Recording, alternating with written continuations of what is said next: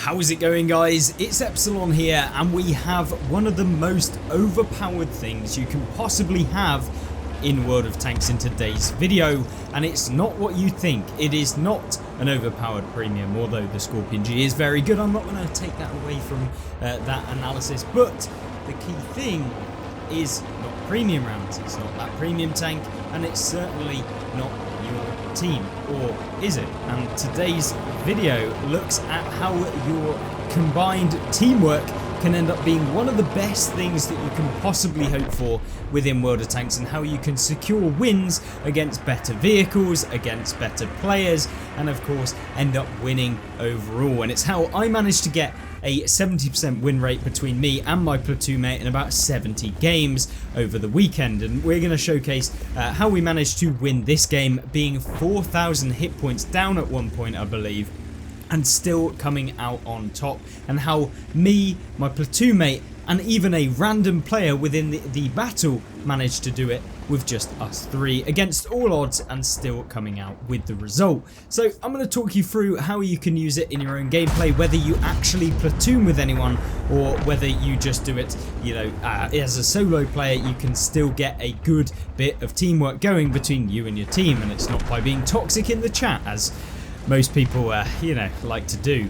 But either way, what we'll see in this game is something completely different, and we're going to make our way backwards to try and get a shot on the 45 TP. So keeping your teammates, for one, is one of the biggest things you can do in World of Tanks to actually secure a decent amount of damage in the late game, because we don't want those blowouts. I mean, most people, I'm pretty sure if you've played World of Tanks, you've had a 15-0, and it's usually because there is not really any punishment for the enemy team YOLOing, and often because you are on the front lines or you're trying to make a play, often you're the one that gets YOLO'd. But in this game, we're going to see if we can pull it away and still have a brilliant game. Now, you see me here going for a blind fire on the last known position of the Scorpion G, and there is an SU-152 at the back as well, or an SU-100 even.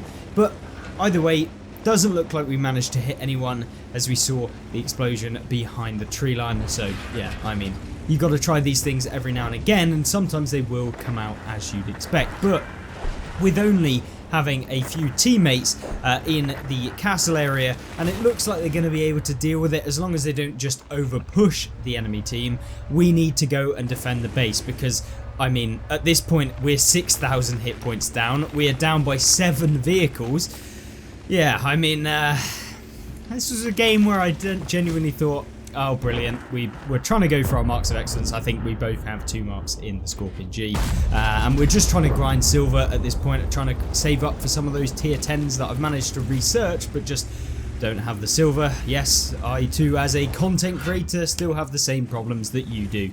So yeah, millions and millions and millions of credits going down on various different tanks, and it's primarily because I want to keep every single tank in the tank line as we go through, so I don't have to repurchase them when I want to come to do a review or something for you guys, or have some variety content for streams later on down the line. But most importantly in this game is that we could still potentially win. It's not a guaranteed loss at this point. I mean, with 2 Scorpion Gs top tier against tier 6s, tier 7s, and only a few tier 8s left, with the Hawk 30 on the enemy team being taken out. Obviously we did that, but between us only 1 kill so far, and still we are 6 tanks down, and this is really not ideal. Now, I tried to go for a blind fire on the VKM. I didn't realise it was actually on the other side. I mean, yep, very good play by me there.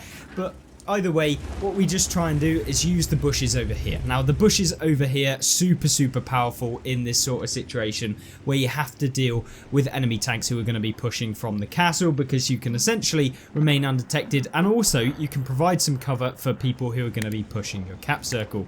And guess what? Oh look, it's an SU-100. We're trying to feather the shot. Can we find it? Not quite at this moment in time. Try and reposition to this bush, and oh, looks like a Scorpion G.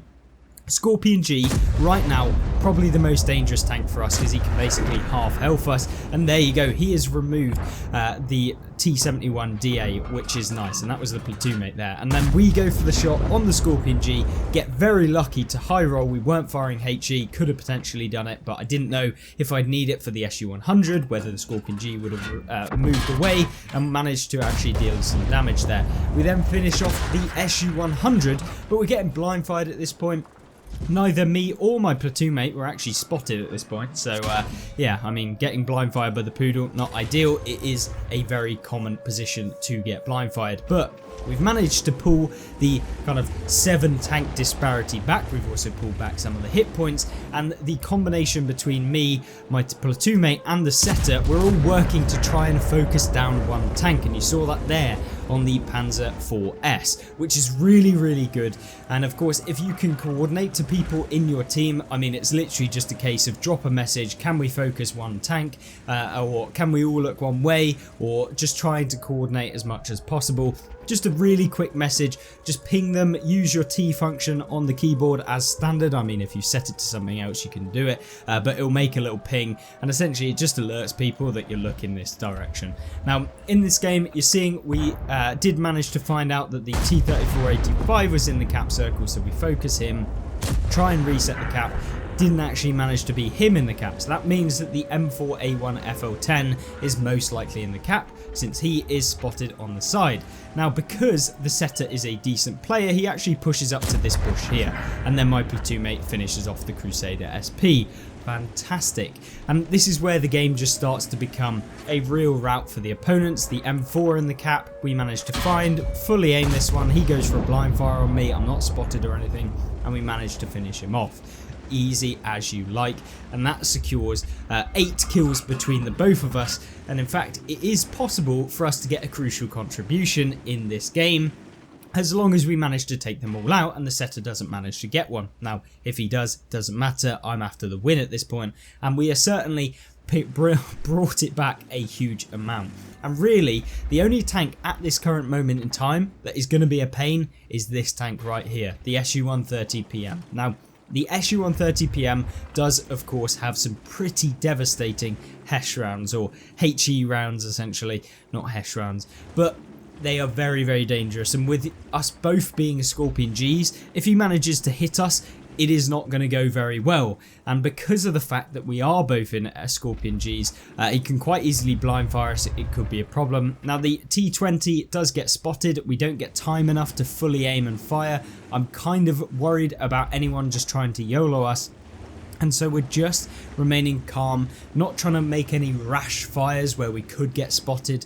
And really I'm thinking that the enemy team might be starting to try and advance to this area here, which means if we pull back a little bit too far and just a touch of our tank manages to get within this bush range, especially my platoon mate here, he is going to be able to get spotted when he fires or anything, and that is going to be the curtains for us. And because we are kind of lined up in a row, even if the SU misses, it could potentially hit me as well. Now, it wouldn't be the worst thing in the world. We can probably take a hit at this point, but it's not what we want to be doing, and we want to preserve that hit points for the late game where we really need to carry. So, as with most things in the game, you don't want to be making any silly plays, especially having done what we've done so far. And we've picked up 3,500 damage, which is a very decent game for sure.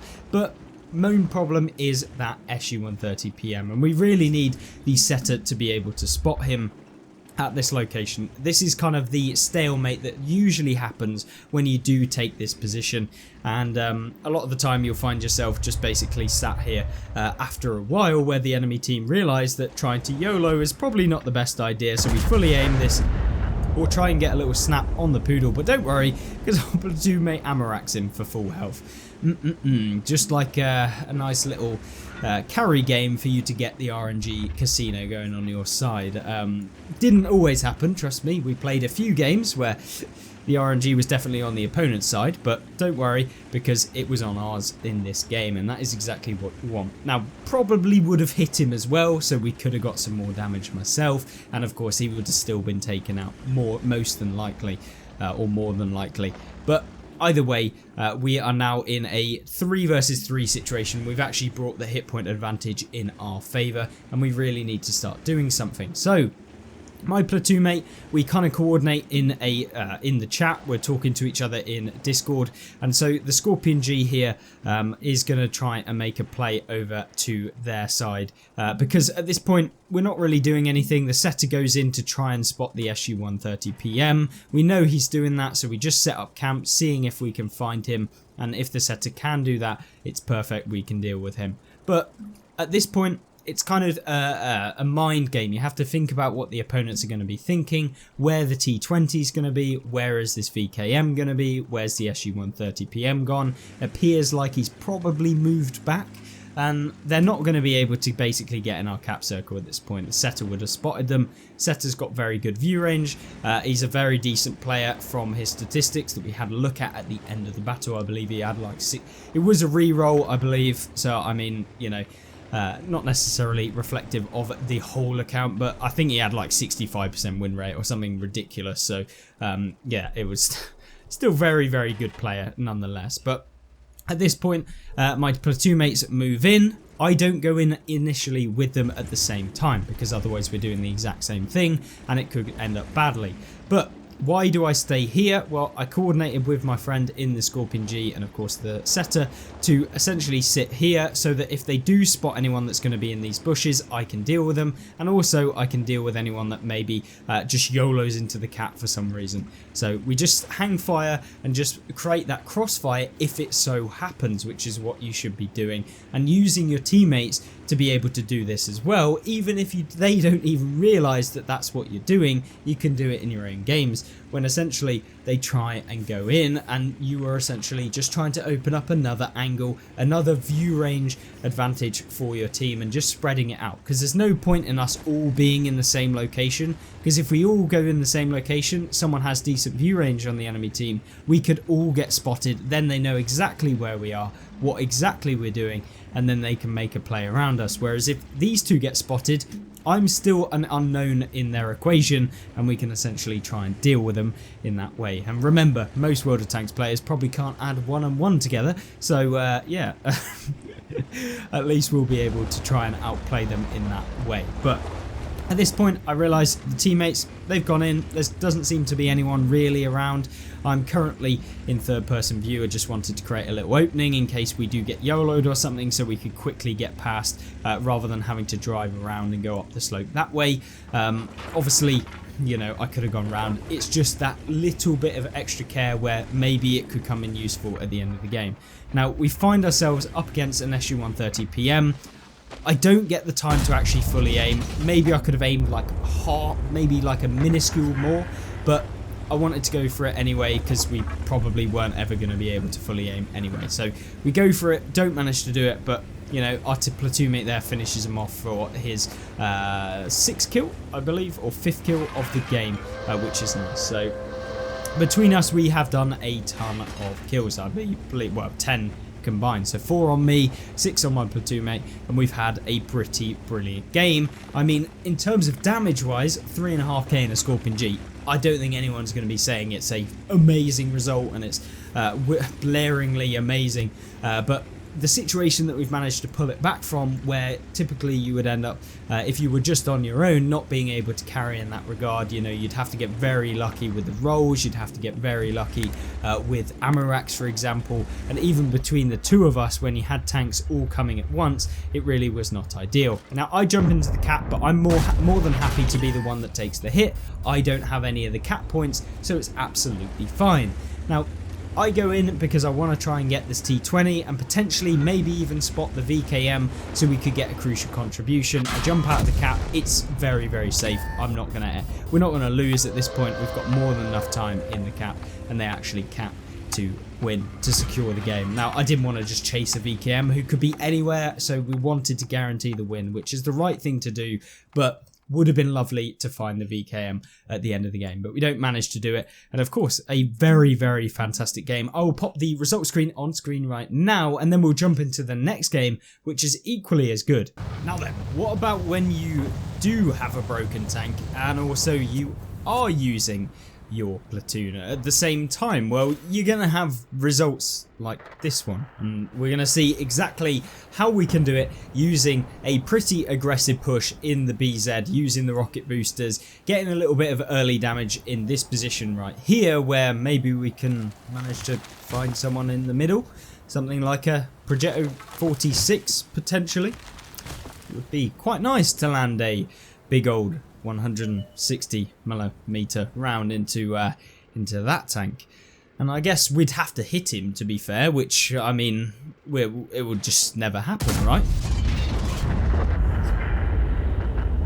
Okay, nice. Good start to the game, as always, with the most balanced tank in the game, the tier 10 armoured tier 8 that is, of course, has more alpha than some of the tier 10 tank destroyers. Quite sure why this is in the game at tier 8, but either way, we'll use it to our advantage in this game, which is what it is all about.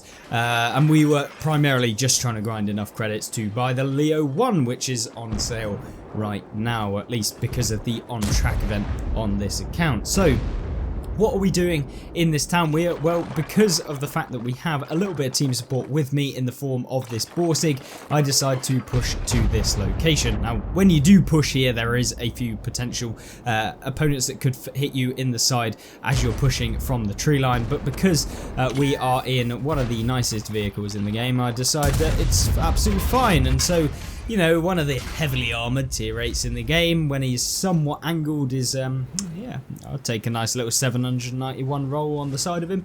Yeah, pretty nice indeed. But we push to this location. What does this location provide? Well, essentially you get cover from the people on this corner, and you can also poke things like the VKP. And essentially what we're doing here, we just want to finish him off, because he could be potentially a bit of an annoying tank to take damage from, considering how much alpha that vehicle does get. So we want him out of the way, and then we can focus on some of the more power crept vehicles, and talking about the Jag Tiger 88 here. Now, there is a pretty strong vehicle, which is this Skoda T56. So I make an aggressive play. I know there's no one to the right of me, so I decide to go for him, and we find that lower plate, and oh lordy, 965 damage. Not bad whatsoever. Repairs the track, get back behind the cover, and the Jag Tiger is 965 hit points less. And we've picked up 2,500 damage. But as I say, the game isn't over there. There's a little pesky VKP, and there's also an IS-3. So we go for the side plate of him and manage to pen, obviously, with the increased penetration on the Hesh rounds as opposed to the standard rounds, which, I mean, more damage and also more penetration. Another great feature. So we're using it all to our advantage. What you'll see here is that my platoon mate has basically been farming on this corner and also getting side shots on all of the tanks that are basically focusing me. So he has been doing that constantly, using this building. It's a common position. We do manage to be tracked by the Skoda T56, but we land one straight into him, and oh, it could be all over. VKP bounces off of us, and we manage to secure a little bit of extra potential damage within this game. And so what do we do? Well, VKP, well, it has a bit of a terrible cupola, and so what do we do? Well, we just sit here with the angle, hoping that we can get the side into him. The batch at 2012T actually comes from behind us, and yeah, he realizes very quickly that I'm not a complete bot, and so I actually turn to face him, and we manage to get one into him for just a little high roll of about 10%. So it's nice to see him feeling a little bit sorry for himself. So yeah, basically hitting absolutely everything in this game, and we haven't actually missed a shell yet, which we'll see if it continues throughout, and we'll show the post-battle result screen as well. But as I'm reloading, my platoon mate then just goes in. There's no point in hanging around, and the Brass just goes in to deal that extra bit of damage. But we've managed to secure both of us combined on this area for, well, all of the damage basically in the town, to be honest with you. I mean, very little was shared between us and the platoon mates, which is always nice, and it feels like you're really having that impact. I mean, yes, it is a broken vehicle, so you should be having an impact like this, but at the same time it feels like we've done a good job to be able to push. And of course the Barask in my platoon mate spots the Canonian Jagdpanzer 105. and the Canonian Jagdpanzer 105 goes back to the garage too. And then from this point it is just a case of the Barask, or my platoon mate, just going in trying to find some extra damage on the potential Udes who's camping in their base, and we managed to pick up 5,500 damage, which is a pretty good result in the BZ. I mean, I've seen 10,000 damage in this tank, so yeah, I mean, there's that. But at the same time, a very nice one, and it feels like we hit basically everything, which is true because we hit 8 out of 8 rounds, and this game just ends up being a chasing down that damage at the end of the game. My platoon mate there going up the hill, just trying to spot where this Udes could be, whilst also us trying to move towards the opponents. And it was just a good combination of catching people in the side, playing in those two dominant positions when you push aggressively in highway to come away with the results that we did. And when you do that, it just feels so rewarding in the game, and essentially the enemy team stood not a big chance, which is why we were able to just use our kind of good coordination between us to have, you know, the 70% win rate over the entire day of about 70 games, 65 to 70 games I believe it was.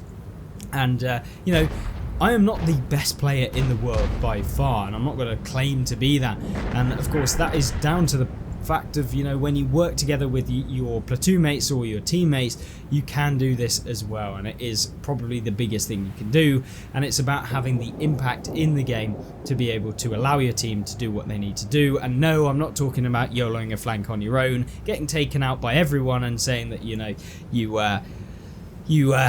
distracted players for a minute or something like that. You know, I'm talking about actually dealing damage in a decent position, holding off tanks, and sometimes getting taken out because of that, but at the same time ending up allowing your team to win.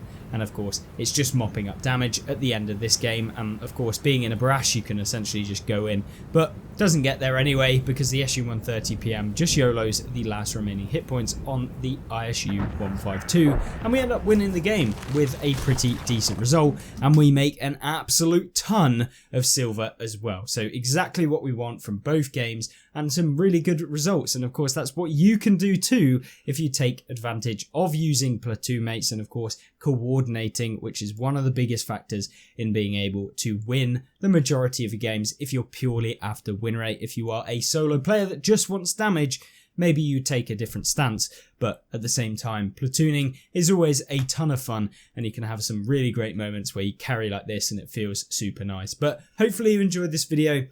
Don't forget to leave a like, and of course subscribe if you aren't already. But if you want another chance to see some of the videos, I highly recommend you check out this one, which is how Unicums are able to carry in some of the worst tanks in the game, and yeah, giving some tips on how you can do that as well. So let me know in the comment section down below what you thought of this video. If you have any questions, let me know, and of course, yeah, what did you think of the video? See you in the next one. Goodbye.